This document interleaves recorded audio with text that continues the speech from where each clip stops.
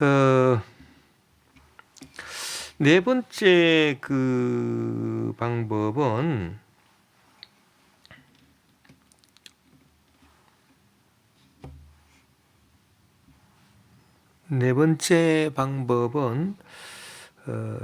자연의 위계에서 관찰되는 사물의 단계에 근거하는 증명이다. 이제 그렇게 되어 있습니다. 그것이 이제 무슨 얘기냐 하면은, 자연의 위계, 위계라고 하는 말이 나오는데, 그 위계라고 하는 게 위계 질서를 이제 말하는 거거든요. 그 위계 질서가 있고, 그 다음에 이 질서에 따라서 단계로 나누어 볼 수 있는데, 예를 들면은 좋다라고 하는 것도 그냥 좋다라고 하는 게 아니죠. 예를 들어서 더 좋다, 덜 좋다, 뭐 이것은 이것보다 더 좋아, 덜 좋아, 뭐 그렇게 우리가 등급을 나누어 가지고 위계의 질서로 이렇게 말하는 것이죠. 뭐 나쁜 것도 뭐 더 나쁘다, 덜 나쁘다, 뭐 그렇게 말할 수 있는 거고요. 그래서 항상 비교적인 등급을 우리는 하고 있다. 비교적인 등급을 하고 있다는 얘기입니다. 그렇다면은 이 비교적인 등급으로 우리가 그 사물을 관찰하는데, 이 비교적인 등급으로 그 사물을 관찰한다라고 하는 것은 어떨 때 가능한 것인가? 어떤 기준이, 절대 기준이 있어야 되는 거겠죠. 우리가 그 절대 기준을 명확하게 이것이다라고는 모르고 있습니다. 그러나 이 절대 기준이라고 하는 것이 만약에 없다면 무엇에 근거해서 이것은 저것보다 더 좋다, 덜 좋다, 더 아름답다, 덜 아름답다, 이런 식으로 우리가 판단을 할 수 있겠느냐, 이제 그 얘기입니다. 예. 그래서 우리가 그 비교적인 등급으로 모든 것을 사물을 우리가 관찰하는데, 사물을 관찰하고 있어요. 사물을 관찰하고 있는데, 야, 이것은 이것보다 더 좋구나, 더 아름답구나, 덜 아름답구나. 그리고 이 말은 이 말보다 더 신뢰가 간다, 덜 신뢰가 간다, 뭐 이런 식으로 모든 이 관찰되는 이 사물에 대해서 우리가 비교 등급으로 말할 수 있다라고 하는 것은 그 비교할 수 있는 기준이 되는 어떤 절대 기준을 우리가 알지는 못해도 그 기준을 상정하고 있다는 겁니다. 그 기준이 없다면 우리가 그렇게 비교할 수 없는데, 그래서 이러한 비교적인 등급은 필연적으로 판단의 규정과 일치하는 절대 기준을 상정하게 되어 있다. 그렇죠? 이 상정되는 절대 기준이 바로 뭐냐? 신이다. 그렇게 보는 겁니다. 이 증명 방법은 이 관찰되는 것에서 출발했죠. 관찰되는 것에서 출발했기 때문에 이것이 저것보다 더 좋다, 덜 좋다, 더 아름답다, 덜 아름답다, 뭐 이 말이 저 말보다 더 신빙성이 간다, 덜 신빙성이 간다, 좌우지간 이런 모든 그 비교 등급에 대한 그 말 자체가 이 관찰되는 이 경험 세계에서 나온 거지요. 그렇습니다. 예. 그래서 이제 추론을 한 거 아니겠습니까? 그러나 필연적으로 판단의 규정과 일치하는 절대 기준이 있어야 된다라고 하는 절대 기준을 상정한다라고 했는데, 그 절대 기준이라고 하는 게 결국은 뭐겠습니까? 그것은 이데아거든요. 이데아. 예.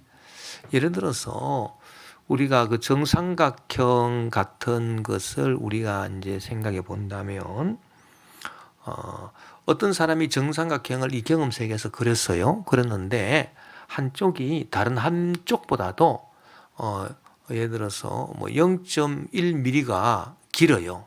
0.1mm가 긴데 어떤 사람은 다른 한쪽보다 그 더 긴 면이 0.09mm가 더 길다. 이렇게 우리가 생각한다면 그 정삼각형 두 사람 가운데 그린 두 사람 가운데 후자가 더 그래도 정확한 정삼각형이겠죠. 이렇게 우리가 그 비교 등급으로 말할 수 있잖아요.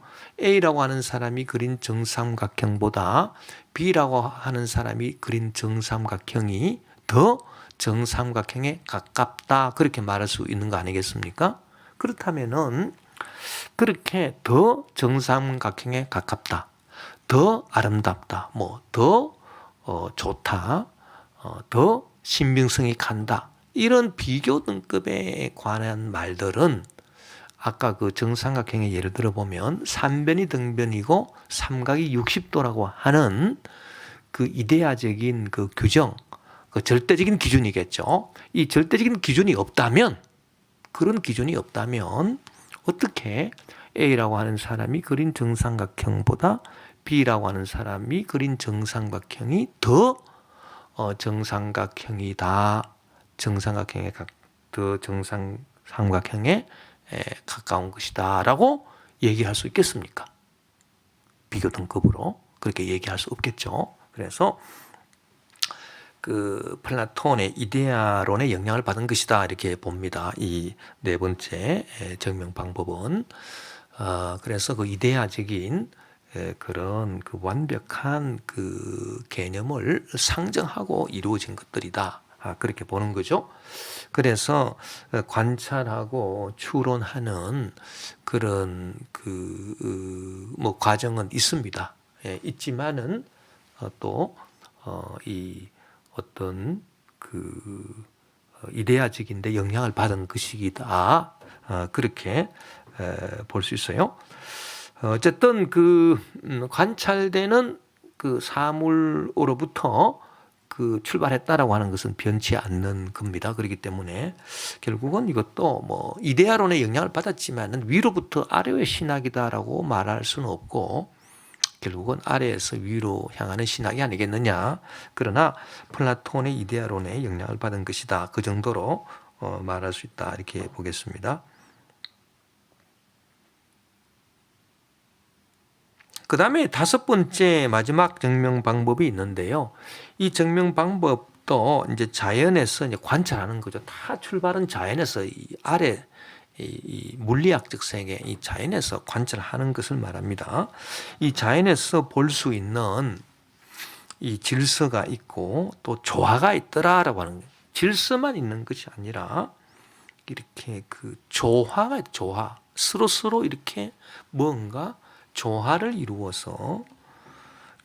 이루어서 있는 모습을 볼 수가 있다라고 하는 얘기죠.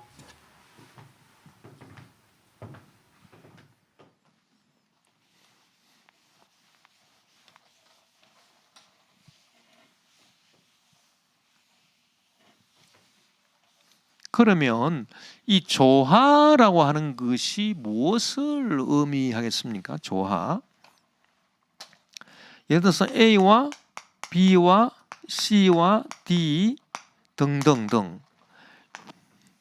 이 경험 세계에서 이데아의 세계고요. 이 경험 세계에서 우리가 관찰을 해볼 때 경험 세계의 모든 사물들이 이렇게 뚝뚝 떨어져 있는 게 아니고요. 이것이 서로 조화를 이루고 있어요. 조화를 이루고 있어요. 예. 그래서 서로가 유기적으로 이렇게 상합하고 있죠. 예. 뭐 예를 들어서 우리 몸도 마찬가지 아닙니까? 우리 몸도 우리 몸의 각 기관이 서로 이렇게 조화를 이루고 있잖아요. 이렇게 뭐 다 조화를 이루어 가지고 서로 이렇게 합력하고 있죠. 조화를 이루어서 합력을 하고 있다. 그것을 우리가 관찰할 수 있고, 또 아까 우리가 얘기했듯이 어떤 그 질서가 있어요. 위계 질서가 있어요. 위계 질서가 있고 조화가 있다. 이 두 가지가 무엇을 말해주느냐라고 한다면, 이 조화라고 하는 거는요, 조화와 질서 위계가 플러스가 돼버리면은 이게 무엇을 상정하느냐 하면은 목적을 상정합니다. 목적.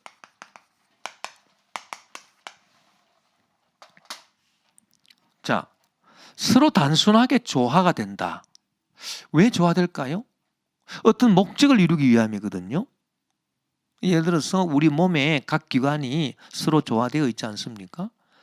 뭐 각 지체가 서로 조화해서 합력하고 있잖아요. 뭐 눈은 눈대로, 귀는 귀대로, 코는 코대로, 또 예를 들어서 음식물을 섭취하면 그것이 소화기관에서 소화가 되고, 또 간에 축적이 되고, 혈액으로 영양이 공급이 되고, 또 혈액은 심장, 피 뭐 이런 것으로 다 이렇게 해가지고 각 기관, 각 그 우리 몸의 각 기관들이 서로 조화하고 합력을 하지 않습니까? 그렇죠? 조화하고 합력을 하고 있어요. 그 조화하고 합력을 하고 있는데, 또 이 사물, 이 우리가 관찰하는 이 사물들이 조화하고 합력만 하는 것이 아니라 어떤 아까 우리가 얘기했듯이 어떤 그 위계 질서가 있더라라고 하는 겁니다. 위계 질서. 예를 들어서 우리 몸을 말한다면 우리 몸의 모든 그 각 기관들이 서로 조화하고 합력해서 우리 몸이 그 어떤 위계 질서, 소화라든지 어떤 심장의 그 정상적인 박동이라든지 그런 것들이 서로 합력을 해가지고 그보다 더 높은 위계 질서를 향하는데, 그게 뭐겠습니까? 건강입니다. 건강. 건강이라고 하는 목적을 향한다는 거죠.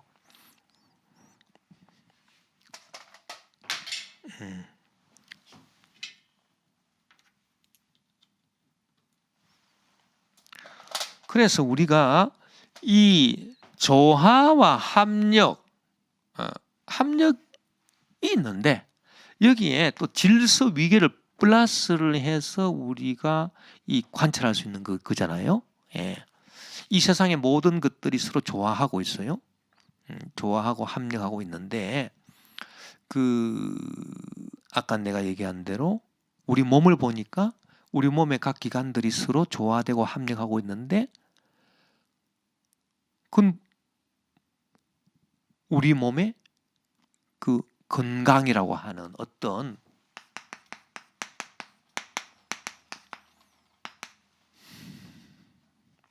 이 목적을 이루는데 조화 합력과 질서 위계가 이렇게 봉사하고 있더라 라고 하는 그런 얘기입니다.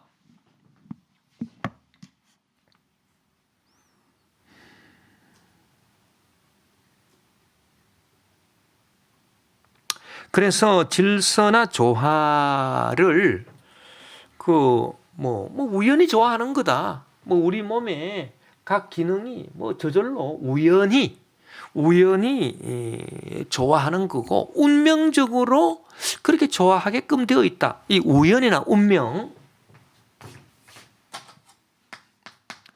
우연이라든지 이 운명이라든지 이런 거는 이 목적하고 관계없는 거죠. 목적하고 관계없는 거예요. 우연히 그렇게 좋아하는 거지. 또 운명적으로 그렇게 좋아하게끔 되어 있는 거지. 이렇게만 본다면 어떤 이 목적을 상정할 수는 없는 거겠죠. 그러나 토마스 아퀴나스의 얘기는 이러한 우리가 이 관찰될 수 있는 이 세상에서 모든 만물이 조화되어 있고 서로 합력을 하는데 질서 위계까지 있기 때문에 더 좋고 더 아름답고 그런 질서 위계도 있고, 그러니까 이 두 가지가 합해가지고 어떤 목적을 이룬다라고 하는 얘기죠. 그래서 예를 들면은 우리 사회도 그렇잖아요. 사회도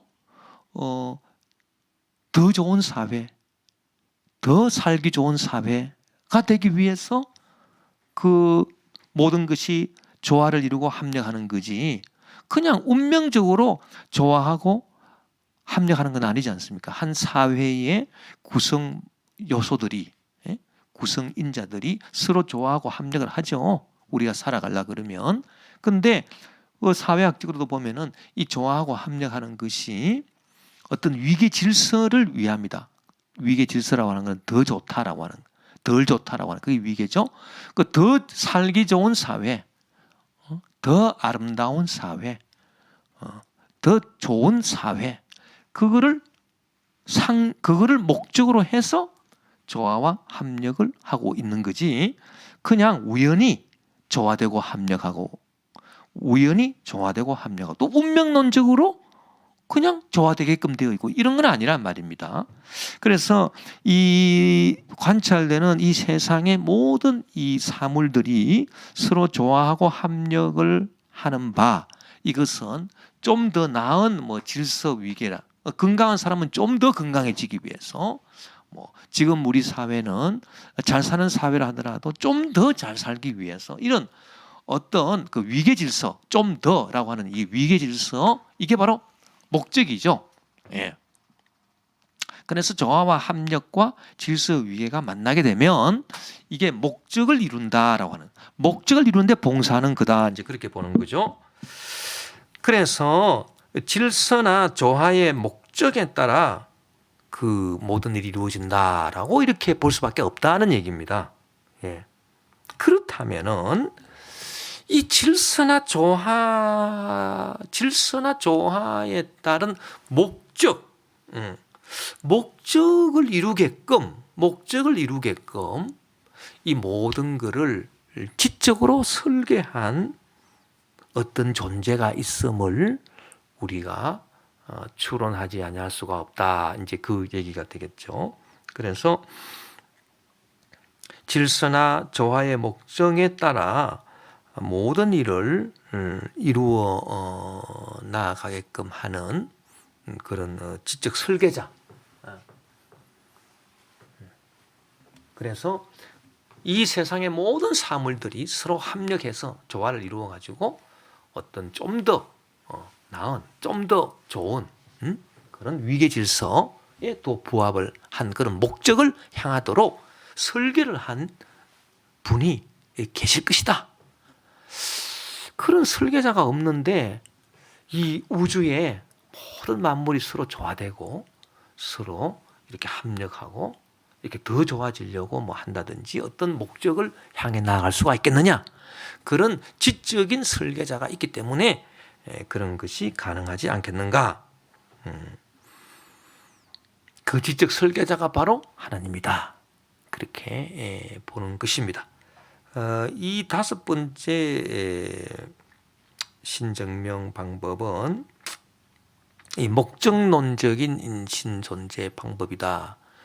그렇게 우리가 말할 수 있겠죠. 목적론적인 이 신존재 방법이다. 예. 그래서 그 토마스 아퀴나스는 아리스토텔레스의 영향을 많이 받았는데 이 목적론이라고 하는 것이 아리스토텔레스의 아주 그 중요한 그 업적이고요.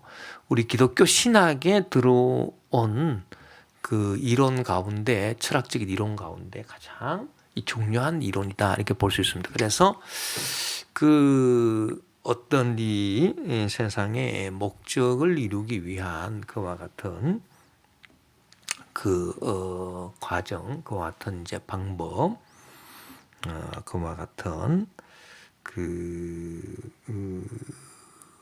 상태, 그 목적을 이루기 위해서 한목적적으로 모든 그 이 세상이 나아가고 있다.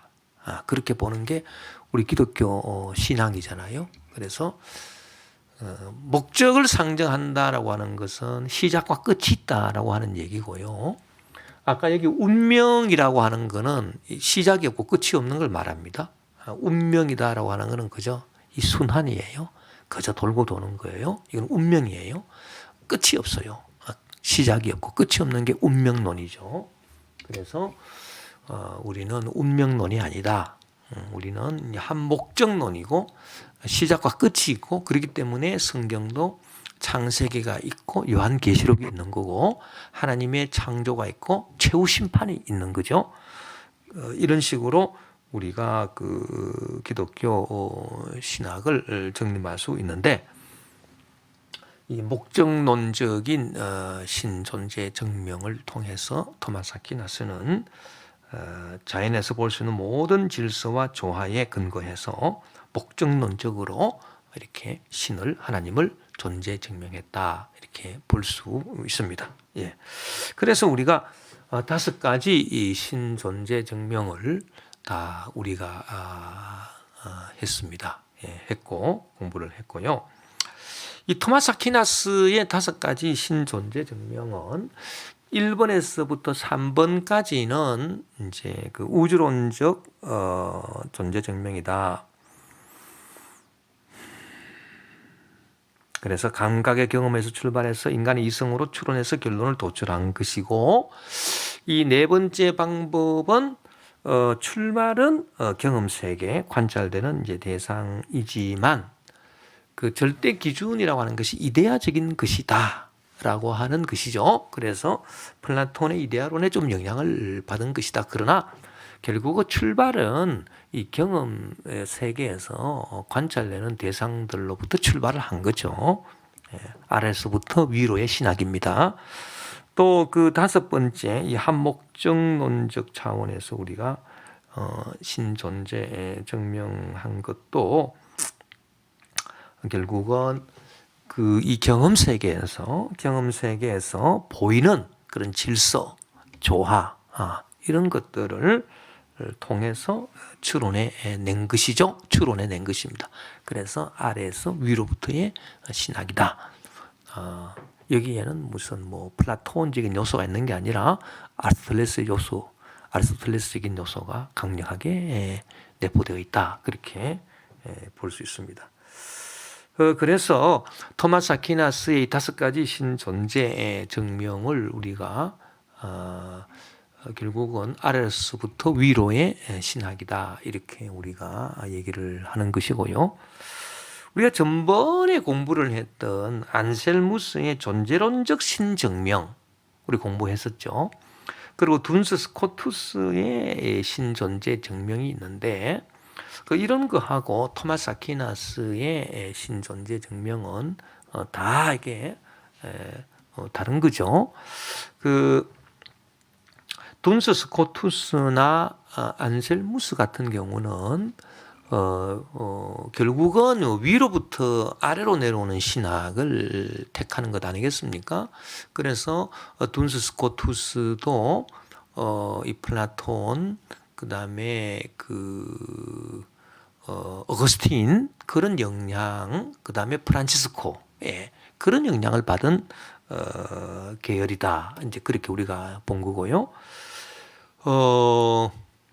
안셀무스는 플라톤, 어거스틴의 영향을 받은 것이고요. 안셀무스는 이 둔스 스코투스는 플라톤, 그다음에 어거스틴 그리고 한 사람 더 하자면 주의주의자인 프란치스코 영향을 받았다 볼 수 있는데 그 어거스틴도 주지주의자는 아니거든요. 어거스틴도 주의주의자입니다.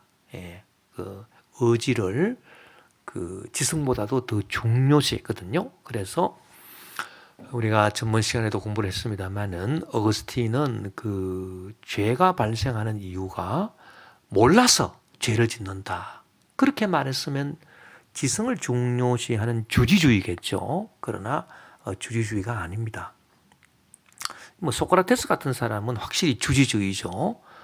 그래서 사람이 죄 짓는 것은 몰라서 죄 짓는 거다. 그래서 알아야 된다. 너 자신을 알라. 그런 유명한 말을 했지 않습니까? 다 주지주의예요. 주지주의. 그러나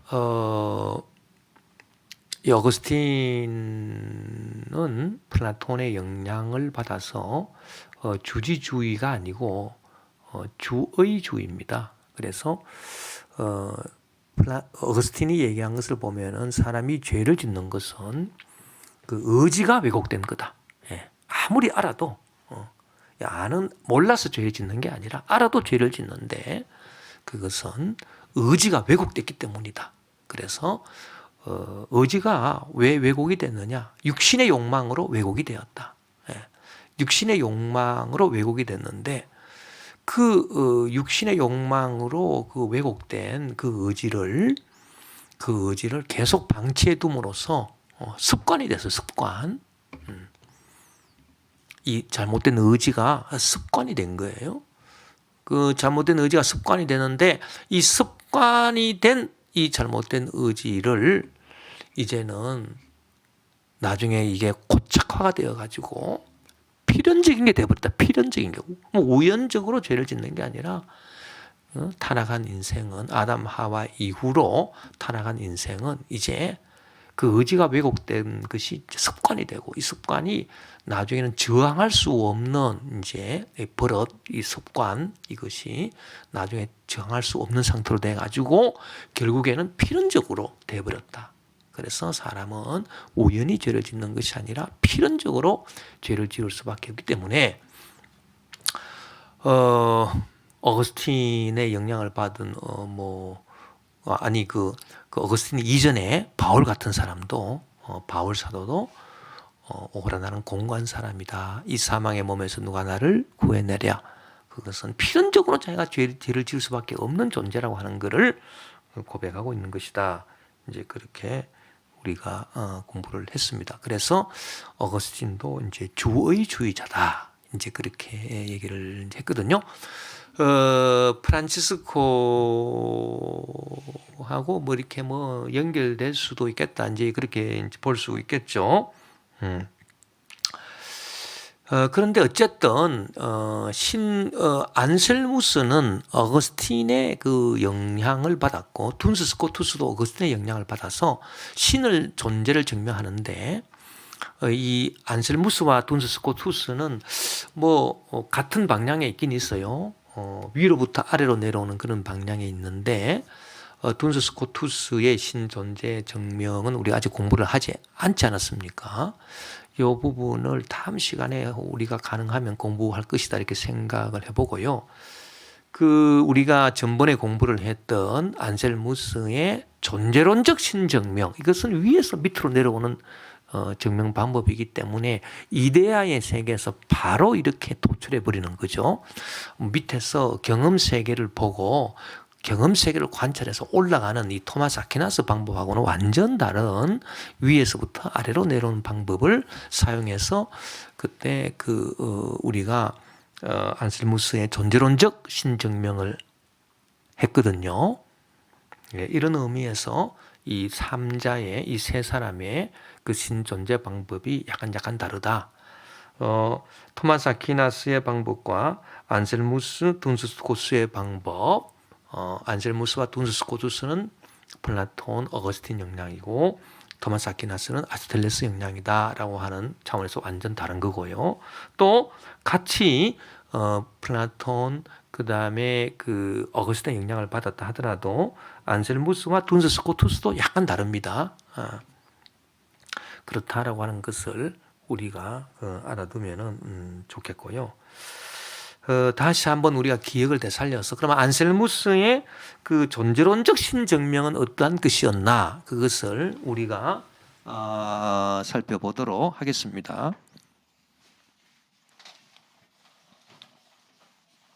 자, 우리가 아리스토텔레스의 영향을 받은 토마스 아퀴나스의 아래로부터 위로 향하는 그 신학에서의 5가지 이제 신존재 증명을 우리가 이제 공부를 지금 하고 난 다음에 그 다음에 우리가 이제 안셀무스가 위로부터 아래로 내려오는 차원에서 신존재 증명을 했다라고 하는 걸 우리가 다시 한번 리뷰 복습을 해보면 이래서 안셀무스는 어거스틴의 영향을 받았고 위로부터 아래로 내려오는 신학 방법이고 이것이 토마스 아퀴나스 신학 방법하고는 완전 다른 형태구나라고 하는 것을 우리가 다시 알게 될 건데요. 우리가 그런 차원에서 이 안셀무스의 존재론적 신증명, 존재론적 신증명이라고 하는 게 결국은 뭐 형이상학적인 차원에서 신존재 증명. 그래서 위에서 밑으로 내려오는 뭐 방법이다. 이제 그 얘기가 되겠습니다.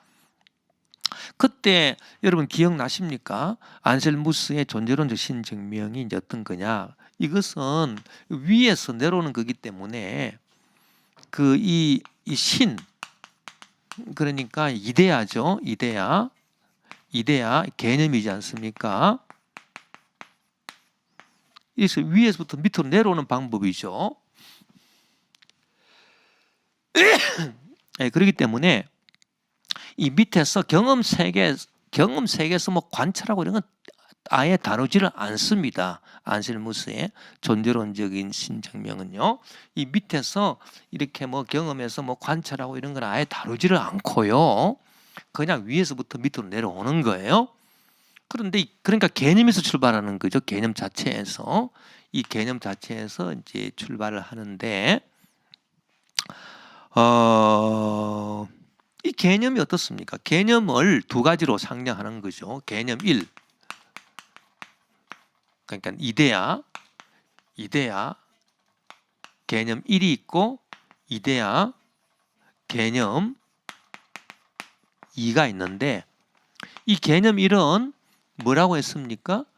하나님이라고 하는 이 개념이 있죠. 하나님이라고 하는 이 괄로 친 이걸 개념입니다. 하나님이라고 하는 개념 이데아가 있고 하나님의 존재 이 개념 이데아만 있고 이 하나님의 존재는 없다는 겁니다. 하나님의 존재는 없어요. 이게 개념 1이고요. 개념 1에서 이제 논의한 거고 개념 2에서 우리가 논의한 것은 하나님이라고 하는 이데아 개념 하나님 이데아 개념이 있을 뿐만 아니라 이 존재도 있다. 하나님이 이 존재도 하신다. 이 얘기였잖아요. 그렇죠? 이 두 가지가 있다. 그 아래에 뭐 형이상학, 아래에 뭐 물리학적인 경험 세계 여기에서 뭐 관찰하고 이런 건 아예 생각하지 않습니다. 안셀무스의 방법은. 자, 그렇다면 이것을 따져볼 때에 그래서 보니까 이 개념 1은 이 개념 자체가 잘못됐다는 겁니다. 왜냐하면은 하나님이라고 하는 개념은 더 이상 클 수 없는 더 이상 더 보탤 수 없는 가장 큰 존재를 말하는 거거든요. 이 하나님이라고 하는 개념 자체가. 그렇죠? 하나님이라고 하는 개념 자체가 하나님한테는 더 이상 플러스 할 게 없어요. 더 이상 플러스 할 수 없는 것이 하나님이라고 하는 개념이에요. 그런데 여기에 만약에 존재가 없다 그러면 하나님 플러스 존재를 한다 그러면은 이 하나님이라는 개념은 진짜 하나님이 아니죠. 그렇죠? 다시 말씀드리면 이 하나님이라고 하는 개념 자체가 가장 큰 존재를 말해요. 가장 큰 존재. 그렇죠? 더 이상 뭐 플러스 할 수 없는 그야말로 100% 꽉 찬 존재예요. 100% 딱 찬 존재가 바로 하나님이라고 하는 개념입니다. 그런데 하나님이라는 개념만 있고 하나님이라는 존재는 없다. 존재가 없다 그러면은 100% 꽉 찬 개념이 아니라는 겁니다. 하나님 개념, 이때 하나님 개념은. 개념 1에서 말하는 하나님 개념은 하나님이라고 하는 개념이 아니라는 겁니다. 왜? 꽉 차지 않았으니까. 존재가 없으니까 하나님이라는 개념이 꽉 찬 하나님의 그 정의에 따라서 정말 하나님이다라고 하는 개념이 아니라는 얘기예요. 그렇기 때문에 필연적으로 이 개념이 하나님이라고 하는 이 개념이 존재도 포함해야 더 이상 덧붙일 수 없는 꽉 찬 하나님이다라고 하는 개념에 맞는 그 개념의 정의에 맞는 하나님이 될 수 있다는 얘기죠. 그렇기 때문에 그런 입장에서 하나님은 존재하심이 틀림없다. 존재하심이 분명하다. 이렇게 증명을 한 겁니다. 이게 존재론적 신증명이거든요. 그렇죠? 그 형이상학 세계에서 이루어진 증명이죠. 예. 예. 그래서 참 이렇게 보면은 안셀무스가 증명을 참 잘한 것 같아요. 그 하나님이라고 하는 개념만 있고 존재가 없다 그러면 이 하나님은 개념 자체에서 잘못된 거다. 왜? 부족한 게 아직 있잖아요. 존재가 없기 때문에 존재가 아직 부족하잖아요. 그럼 뭔가 부족하다라고 하는 그 존재는 그 뭔가 부족한 거는 하나님이 될 수 없다는 얘기죠. 하나님이란 더 이상 부족하지 않는 그 무엇을 하나님이라고 우리가 하는데, 이 존재가 없다 그러면 존재가 부족하니까 여기는 하나님 개념 자체가 잘못되어 있다는 얘기입니다. 그래서 하나님은 그 개념 자체에 의해서 더 이상 부족할 것이 없다라고 하는 그 개념 정의 자체에 의해서 필연적으로 존재를 포함할 수밖에 없다. 그 얘기거든요. 그래서 하나님 존재는 그 자체로 증명이 된다. 이게 바로 존재론적 신증명이에요. 예. 그래서 우리가 이 신존재의 증명을 우리가 그 안셀무스의 방법, 우리가 지금까지 공부했던 토마스 아퀴나스의 방법을 비교해 보면은 확실히 다르죠. 예, 다릅니다. 이 토마스 아퀴나스는 이 안셀무스의 이런 온톨로지칼한 이 존재론적인 형이상학적인 위에서부터 밑으로 내려오는 이와 같은 이제 신존재의 증명에 대해서 뭐라고 토마스 아퀴나스는 말을 하고 있냐 하면은, 그것은 하나님 안에서 일어나는 일이지만 우리에게 이렇게 실제 생활에서 이렇게 경험되어지는 하나님에 대한 존재 증명 방법은 될 수 없다. 이렇게 비판을 합니다. 물론 뭐 토마스 아퀴나스 입장에서는 그렇게 얘기할 수 있겠어요. 예, 그러면서 자신의 5가지 신존재 증명을 말하고 있습니다. 예, 그래서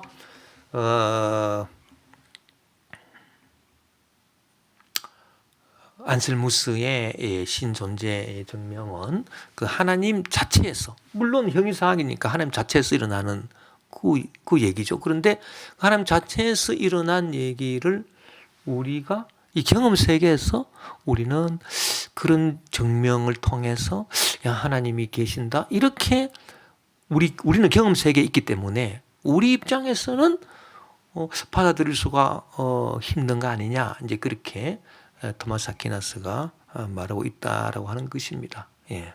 어쨌든